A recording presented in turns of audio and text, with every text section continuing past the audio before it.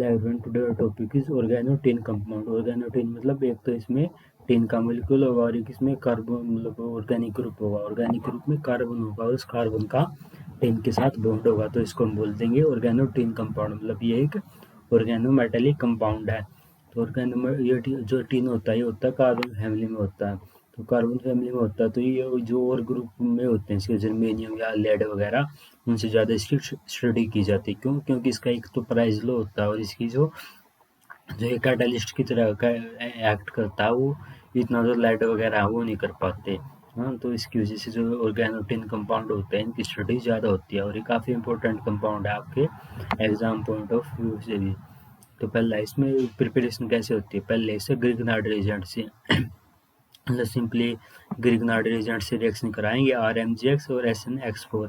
इसमें Mg भी एक मेटल है और ये जो टिन है ये भी एक मेटल है, तो इनके जो बीच में लिगेंड है जो उनके साथ जो उनका ट्रांसफर हो जाएगा, तो ये एक टाइप की ट्रांसमेटालिजेशन रिएक्शन होगी। ना ट्रांसमेटालिजेशन क्यों? क्योंकि इनमें जो लिगेंड है वो इंटरचेंज हो रहे हैं एक दूसरे के साथ। तो आप ये बात भी से एग्जाम में लिख सकते हो कि ये टाइप ऑफ ट्रांसमेटालिजेशन रिएक्शन है। तो इसमें क्या होगा, R4SN बन जाएगा और 4MgX2 बन जाएगा। तो फिर R4 मतलब R में कार्बन होगा और उसका मेटल के साथ बॉन्ड होगा, तो ये होगा एक टाइप का ऑर्गेनोटिन कंपाउंड बन जाएगा।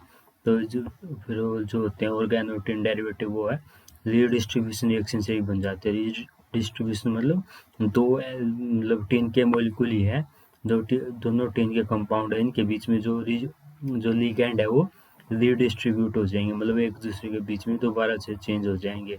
तो R4SN है और SN4 है, तो इसमें क्या होगा, तो मतलब ऐसे तीन तीन तो R के मोलिकुलर लिगेंड रह गए और एक Cl का लिगेंड रह गया। तो इस टाइप से मतलब ये रीअरेंज हो गए, जो इसके लिगेंड लगे हुए थे इनमें वो रीअरेंज हो गए।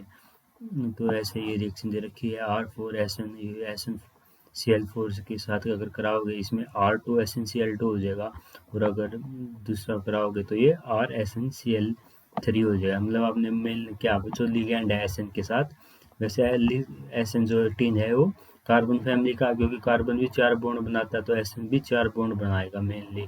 लेकिन वैसे तो कम ज़्यादा भी हो सकते हैं कंपेयर को, मतलब कार्बन के कंपैरिजन में। क्यों? कार्बन से नीचे आते जाते हैं ना, तो इसमें SN में डी ऑर्बिटल आ जाते हैं, तो डी ऑर्बिटल की वजह से ये मतलब 4 से ज़्यादा बॉन्ड बना सकता है, जो इसकी वैलेंसी है उससे भी ज़्यादा ये बॉन्ड बना सकता है। तो इसलिए मतलब लेकिन मेनली जो है उसमें 4 ही होंगे, जैसे ये है R2SnCl2, इसमें दोनों का जोड़ जो है R का और Cl का ये 4 होगा। तो अगले है जैसे वुड्स रिएक्शन। वुड्स रिएक्शन में क्या होती है, अगर सोडियम के साथ रिएक्शन होती है ना, सोडियम में एक टाइप का इलेक्ट्रॉन डोनर होता है। इलेक्ट्रॉन डोनर जो सोडियम है Na तो क्या करेगा फिर, Na क्या बनाएगा, Na पॉजिटिव और एक इलेक्ट्रॉन देगा।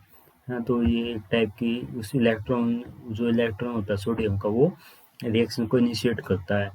तो उसमें आप ऑलो रिएक्शन क्या होती है, SnX4 RX और 8Na, ये आपने याद ही रखना है। फिर R4SN और 8NX, मतलब ये रिएक्शन बन जाएगी। इसको आप अगर याद करना नहीं तो वैसे भी सीधा देख सकते, तो SN के साथ हमने R लगाना, तो कितने R लेने पड़ेंगे, हमने 4 लेने पड़ेंगे। तो SnR4 बनाना है तो 4RX लिए। हाँ, फिर जो होगा वो फिर एक्स को जो जितने भी एक्स थे वो हमने बैलेंस कहाँ से होंगे, सोडियम से होंगे। तो एक्स कितनी है, 4, तो यहाँ से 4, यहाँ से तो फिर टोटल 8 एक्स हो गए। तो 8 एक्स को बैलेंस करने के लिए 8 सोडियम चाहिए। तो ऐसे भी आप रिएक्शन को बैलेंस करके याद रख सकते हो, ऐसे रटने की जरूरत नहीं है आपको। हाँ, तो फिर इसमें क्या होता है, इसमें ये जो रिएक्शन होती है ये वाली इतनी इकोनॉमिकली सही नहीं होती, क्योंकि इसमें जो अनडिजायर्ड प्रोडक्ट हैं वो भी ज़्यादा बनते हैं। जैसे RX है, इसको भी RR बना देगा ये, और ये जो ये कंपाउंड लिखे हैं R3SN है, ये मतलब इन मेटल के बीच में बॉन्ड आ जाएगा, RR बन जाएगा। हाँ, तो मतलब इसमें बाई प्रोडक्ट ज़्यादा होते हैं। बाई प्रोडक्ट मतलब जो हमारा प्रोडक्ट बनना होता है उसके अलावा जितने भी प्रोडक्ट बनते हैं उनको हम बाई प्रोडक्ट बोलते हैं। तो इसमें जो बाई प्रोडक्ट होते हैं वो ज़्यादा बनते हैं, तो इस ये रिएक्शन इतनी इकोनॉमिकली गुड नहीं है। अगला है रिएक्शन ऑफ ऑर्गेनोटिन कंपाउंड। तो मतलब ऑर्गेनोटिन कंपाउंड की ऑर्गेनो एल्यूमिनियम के साथ रिएक्शन होगी।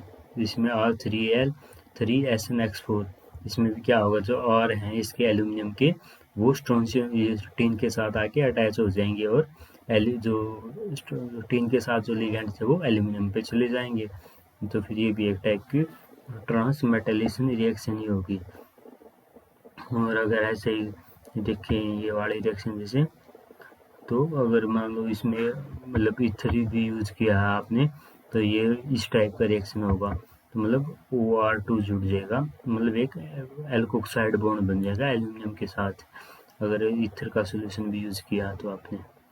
फिर अगला है डायरेक्ट रिएक्शन। डायरेक्ट रिएक्शन में क्या होगा, कोई भी जो एल्काइल एल्हाइड है उसकी स्ट्रोंशियम के साथ रिएक्शन होके, तो ये मतलब एक ऑर्गेनो टिन कंपाउंड बना, स्ट्रोंशियम जो टिन के साथ रिएक्शन होके थे ऑर्गेनो टिन कंपाउंड बना लेगा।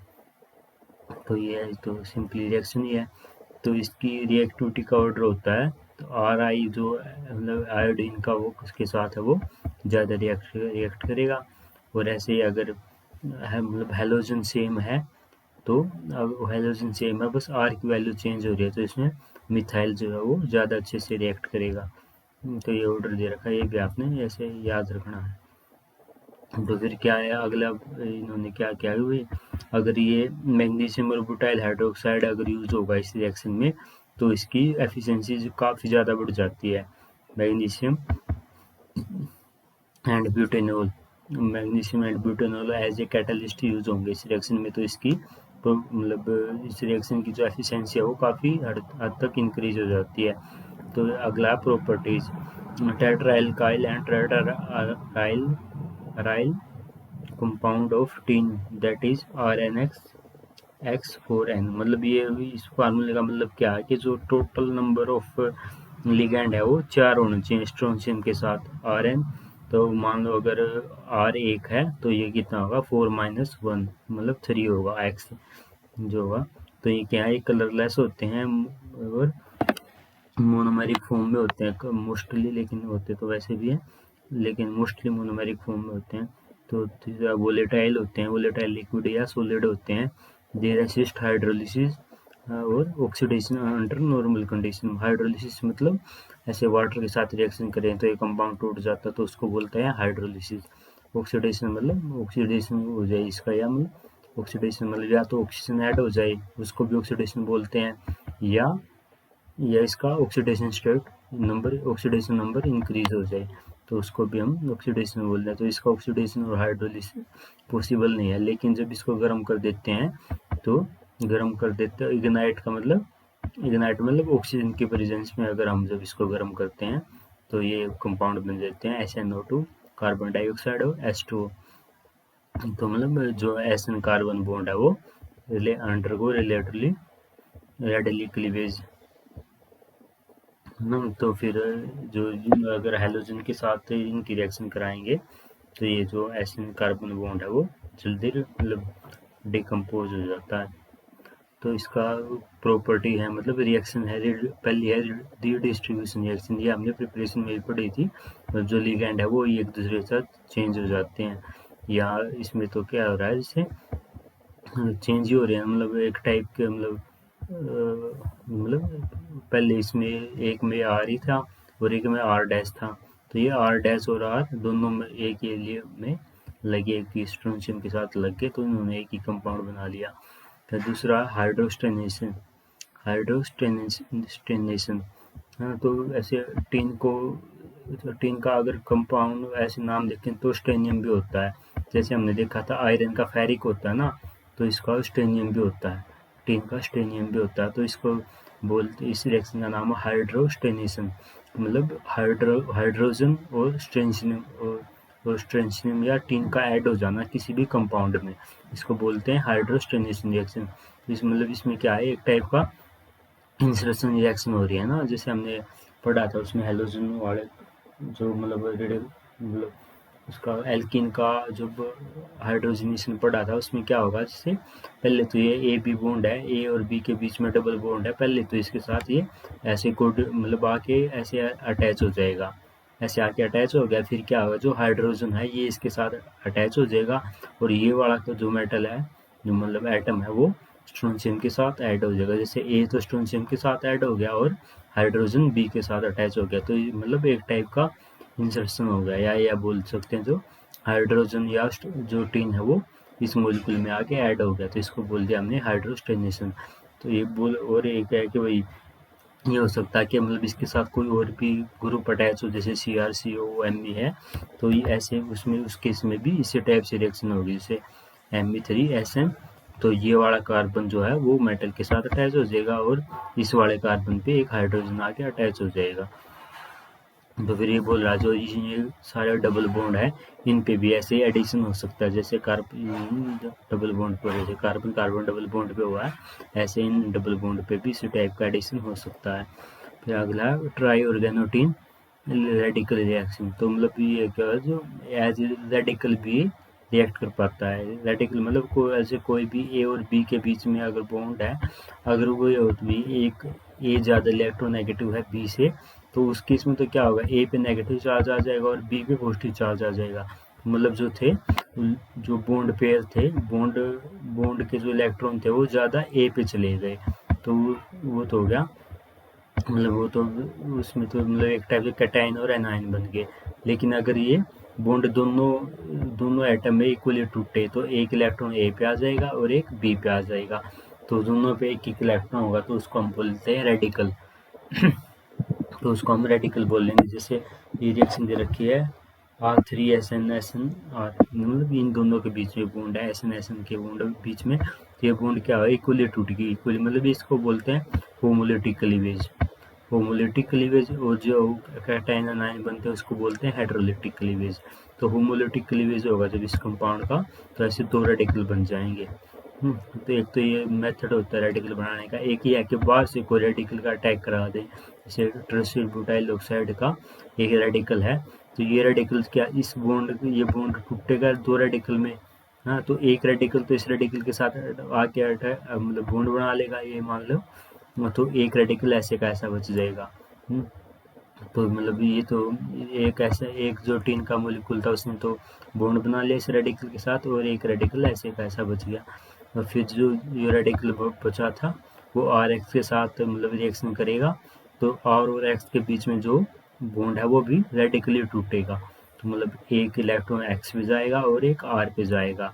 जो X पे एक इलेक्ट्रॉन है और इस मॉलिक्यूल पे एक रिएक्शन जो है इलेक्ट्रॉन है, तो X और ये मॉलिक्यूल मिलके एक मॉलिक्यूल बना लेंगे और एज ए रेडिकल बच जाएगा।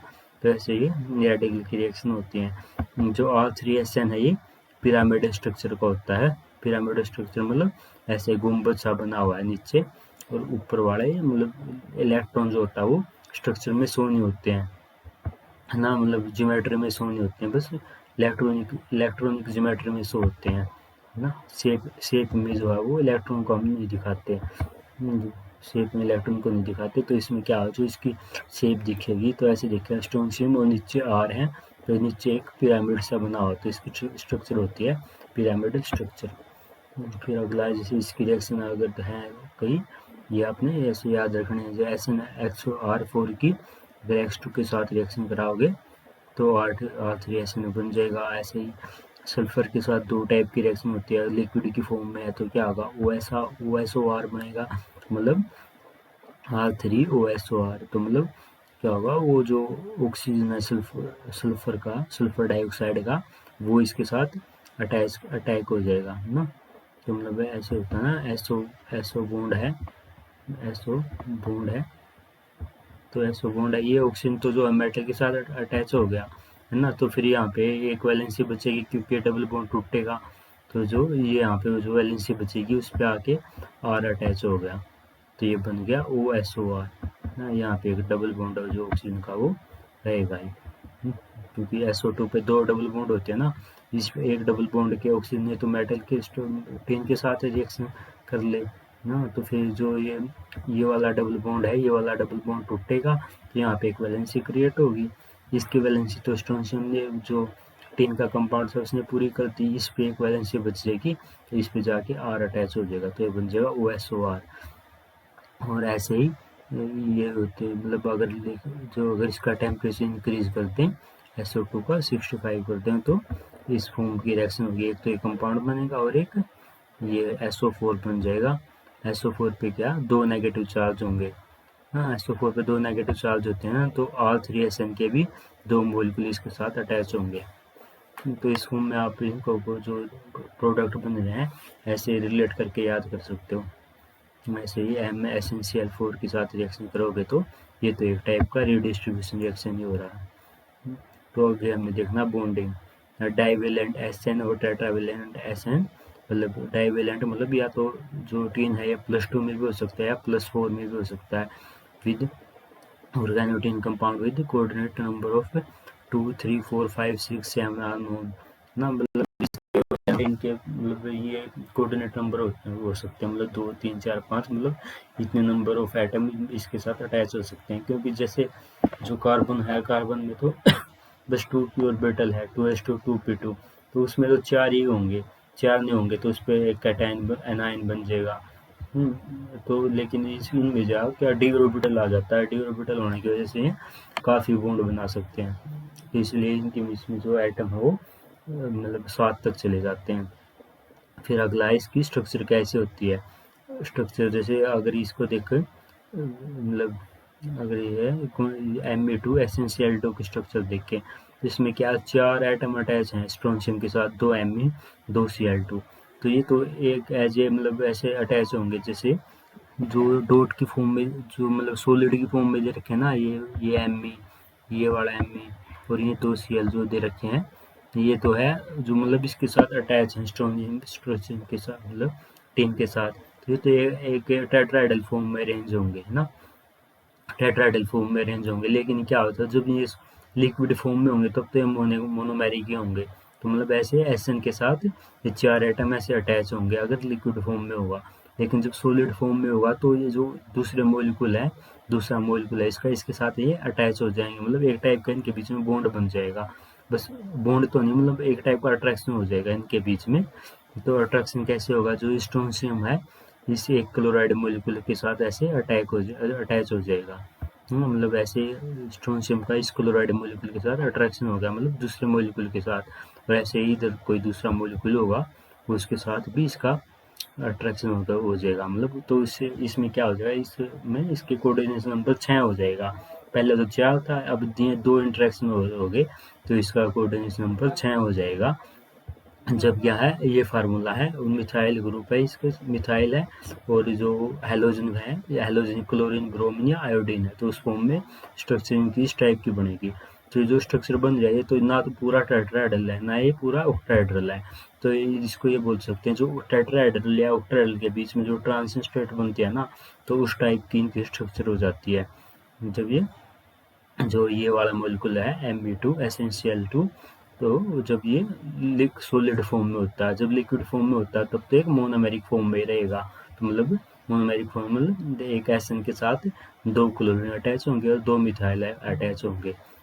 तो फिर ऐसा होता है। लेकिन जब ये इसका अगर हैलोजन को हम, जब हैलोजन हैलोजन जो फ्लोरीन हो जाएगा, हैलोजन जो फ्लोरीन हो जाएगा तो उस केस में क्या होगा, इसमें जो पूरा मतलब पहले तो उनके बीच में बॉन्ड नहीं बन रहा था, लेकिन बस एक इंट्रैक्शन हो रहा था, मतलब ऐसे मतलब एक मतलब खींच रहे थे अपनी तरफ से, लेकिन बॉन्ड नहीं था, प्रॉपर बॉन्ड नहीं था। लेकिन जब फ्लोरीन हो जाएगा तो इस केस में प्रॉपर बॉन्ड हो जाएगा, प्रॉपर बॉन्ड हो जाएगा तो मतलब उसका कोऑर्डिनेशन नंबर पूरा 6 हो जाएगा। तो उसकी स्ट्रक्चर कैसी हो जाएगी, पूरा मतलब टेट्राहेड्रल ऑक्टाहेड्रल हो जाएगी। ऑक्टाहेड्रल में क्या होता है 4 एक प्लेन में होते हैं और एक ऊपर एक नीचे, है ना, तो ऐसी ऑक्टाहेड्रल स्ट्रक्चर हो जाएगी। तो ऐसे ही इसका पूरा मतलब पॉलीमर बन जाएगा। एक स्ट्रोंशियम और एक स्ट्रोंशियम के पास 4 फ्लोरीन के एटम है, जैसे इसके पास 4 फ्लोरीन के एटम है, इसके पास भी 2 तो ये हैं, 2 तो ये और 2 ये, तो ऐसे मतलब 4 फ्लोरीन और जो 2 CH3 मॉलिक्यूल होंगे एक दूसरे के ट्रांस में होंगे। ट्रांस मतलब इन दोनों के बीच में एंगल 180 डिग्री होगा ना। तो जो ऑक्टाहेड्रल होता है इसमें सिस ट्रांस ऐसे देखते हैं, एंगल 90 डिग्री है तो वो तो होता है सिस, जैसे इस CH3 के बीच में और इस फ्लोरीन के बीच में एंगल है 90 डिग्री, तो ये CH3 और फ्लोरीन एक दूसरे के सिस हैं। लेकिन ये CH3 और ये CH3 इन दोनों के बीच में एंगल है 180 डिग्री, तो ये दोनों एक दूसरे के ट्रांस है। तो इस मतलब इस टाइप का इसका स्ट्रक्चर बन जाता है। लेकिन जब ऐसा होता है कि भाई मतलब अगला केस क्या है कि भाई 3 जो एल्काइल ग्रुप हो जाते हैं और एक एक्स होता है। एक्स मतलब कोई भी हैलोजन है। देखो अगर एक्स क्लोरीन ब्रोमीन या आयोडीन है तो ये जो होते हैं सारे जो टेट्राहेड्रल मोनोमर होते हैं ना। तो R3 R कुछ भी है, और SN टीन का वो एटम हो गया, और एक्स मतलब ये हैलोजन क्लोरीन ब्रोमीन आयोडीन है, तब तो ये सारे टेट्राहेड्रल मोनोमर होंगे इन वेपर फेज। लेकिन सॉलिड फेज में क्या होगा, सॉलिड फेज में अगर Me3SNF है तो वो एक लीनियर पॉलीमर बना लेगा। अगर F है, F मतलब फ्लोरीन अगर लिगैंड इसके साथ अटैच है तो एक लीनियर पॉलीमर बना लेगा। इसमें क्या, इसमें मतलब इसमें जो ब्रिज पे एक्ट कर सकता है वो मिथाइल तो करेगा नहीं, मिथाइल नहीं करेगा यहाँ पे, बस फ्लोरीन नहीं करेगा। तो मतलब स्ट्रोंशियम के साथ जो फ्लोरीन है वो ही बॉन्ड बना सकता है। एक तो प्रॉपर बॉन्ड होगा इस फ्लोरीन के साथ, एक जो है एक दोनों के बीच में होगा, इन दोनों आइटम के बीच में। तो फिर ये कैसा होगा कि ये एक टाइप की इसका कोऑर्डिनेशन नंबर कितना हो जाएगा, 5 हो जाएगा ना, क्योंकि तीन तीन तो मिथाइल ग्रुप है और 2 फ्लोरीन है। और 5 में स्ट्रक्चर कैसा होता है, 5 में होता है ट्राइगोनल बाइपिरामिडल। ट्राइगोनल बाइपिरामिडल मतलब ऐसे, तो मतलब ऐसे 3 तो ऐसे प्लेन में है और एक ऊपर, 3 ऐसे प्लेन में है और एक ऊपर एक नीचे होता है ना। तो ऐसे होता है, तो ये 3 प्लेन में, एक ऊपर और एक ऐसे नीचे होगा मतलब। तो जैसे स्ट्रोंशियम में 3 मिथाइल ग्रुप हैं, तो ये तो तीनों मिथाइल ग्रुप ऐसे प्लेन में होंगे, मतलब पूरा प्लेन में ऐसे टिल्टेड हो, मतलब थोड़ा टिल्टेड फॉर्म में होगा पूरा मॉलिक्यूल, मतलब ऐसे थोड़ा घुमा हुआ होगा। तो इसमें क्या होगा, स्ट्रोंशियम है, स्ट्रोंशियम के प्लेन में मिथाइल ग्रुप है तीनों, और एक नीचे भी एफ है और ऊपर भी एफ है, और जो ऊपर वाला एफ है वो अगले के साथ अटैच है, ऐसे ही अगला अगले के साथ अटैच है। तो ये होगी, ये इस टाइप का इसका पॉलीमर बन जाएगा। लेकिन अगर मिथाइल है, मिथाइल ये अगला कंपाउंड है मिथाइल Me3SNCX है, लेकिन इसके साथ अगर मिथाइल की जगह अगर फ्लोरीन लगा दे, फिनाइल ग्रुप लगा देंगे तो ये क्या होगा, ये इस टाइप का कंपाउंड बना लेगा। तो इसका मोनोमर की फॉर्म में होगा ना। इसकी मेन की हमारा वो होता है कि भाई कि मतलब अगर इसमें तो क्या हो रहा है, मतलब स्टेरिक हिंड्रेंस ज़्यादा हो जाएगी। अगर इसमें कोई हम पॉलीमर बनाएंगे तो उसमें को स्टेरिक हिंड्रेंस ज़्यादा हो रही है, तो इसमें ये मतलब मोनोमर के फॉर्म में रहेगा। ऐसा ही नहीं हो रहा, जो ब्रोमीन आयोडीन है उनका साइज ज़्यादा बड़ा है तो वो एक लंबा पॉलीमर नहीं बना सकते, लेकिन फ्लोरीन का साइज छोटा है तो वो बड़ा पॉलीमर बना सकता है। तो अगले इसकी एप्लीकेशन है, एप्लीकेशन इसकी बहुत ज़्यादा होती हैं, क्योंकि मतलब ये बैक्टीरियोसाइडल, फंगिसाइडल और फंगिसाइडल एक्सेट्रा एकैरिडिकल, ये इंसेक्टिसाइडल, ये इनकी फॉर्म में यूज होता है। बैक्टीरियोसाइडल मतलब बैक्टीरिया को मारता है, फंगी को मारता है।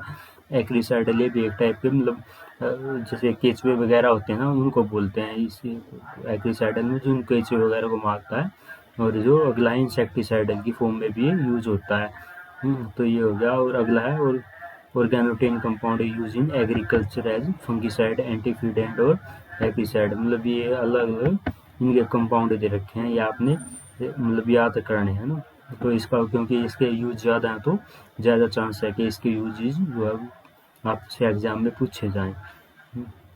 तो एक ये वुड प्रिजर्वेटर के फॉर्म में भी यूज़ करता है, क्योंकि वुड प्रिजर्वेटर मतलब जैसे मतलब लकड़ी में डिम्बक वगैरह हो जाती है तो उसमें हम इसके टीन के जो लिए हैं मतलब टीन का कंपाउंड डाल देते हैं तो वो डिम्बक वगैरह को मार देता है। ऐसे जैसे R3SN है, इसकी एफिशिएंसी का ऑर्डर दे रखा है, ये आपने एक बार देख लेना क्या एफिशिएंसी का ऑर्डर होता है, आपने याद करने की चीज़ है। तो अगला आता है, ये फार्मास्यूटिकल में भी यूज़ होता है। फार्मास्यूटिकल में एंटी ट्यूमर, डिसइंफेक्टेंट और एंटी हेलमिनेटिस की फॉर्म में इनको मतलब क्योर करने के लिए यूज़ होता है। ये कहता है कि भाई जब ऑर्गेनोटिन के साथ R2SN है ना, तो वो एक टाइप का मतलब पॉइजन की तरह काम करता है सेल्स के लिए ना। और एंटी ट्यूमर में क्या होता है, ट्यूमर मतलब कैंसर में होता है कि मतलब जो ग्रोथ होती है सेल की वो अनकंट्रोल हो जाती है,